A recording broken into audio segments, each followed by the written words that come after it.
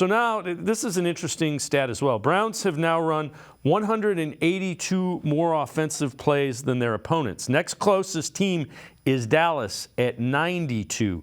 52.7% of the drives against Cleveland have failed to gain a first down or score. That's the highest rate in the league. The league average, 34.1%.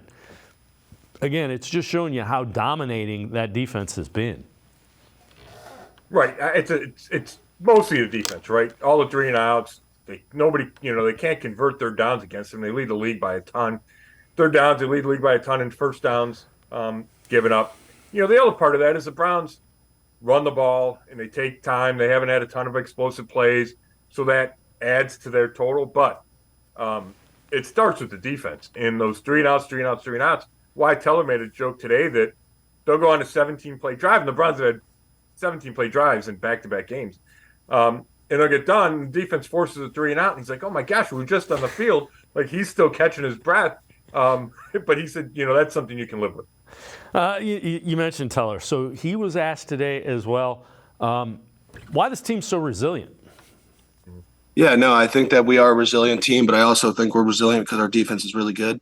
I've been on teams that, our defense fights, but then it just, you go with 3 and out a handful of times and, they start getting tired. Even the best defense can get tired, and, we got to be able to, turn those 3 and outs to, first down, just a couple first downs, just to get them a little bit of breath. And, even though we weren't playing perfect, yesterday our defense came out and was playing, lights out to hold the teams to what they've been doing to be winning on third down. I mean, sometimes it feels like we'll be like 19 play drives to go score, and we'll go out and our defense will 3 and out. And I'm like, what? Oh gosh, I'm already up. So, it's a good problem to have.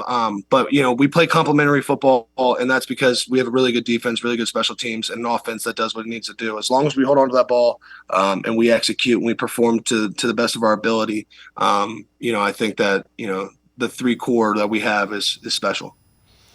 And the interesting thing is, Scott, this team's starting to understand what it's. He just verbalized what the identity is, and as long as you're able to accept that and play into it, you're usually pretty successful as a team. Yeah, that's a good point. I played a little. I should have had a spoiler alert there talking about that quote ahead of time. But yeah, you're right, and I think it takes a little thing, something special from the offense to know that that's how you're going to play, right? So a guy like Amari Cooper and Elijah Moore, you probably can't be upset if you're not throwing it all over the field, right? If you're running 6-yard curls and slants as opposed to running go routes and hoping for big plays, because maybe that's not how you play this game, right? This particular matchup calls for a bunch of underneath stuff because you have a rookie quarterback, you have backup tackles, whatever it is. But I do think there's been a buy-in and there's been an understanding, and I think Wyatt Teller expressed that well. And just the luxury of having the best defense in the league, right? That goes so far, and we see it, and I think that instills confidence. Stefanski can be more conservative as a play caller if he wants. He can play field position games. He can punt in the other team's territory, right? Stuff that if you don't trust your defense, you figure, man, I gotta rack up these points when I can. It's a different mindset for everybody.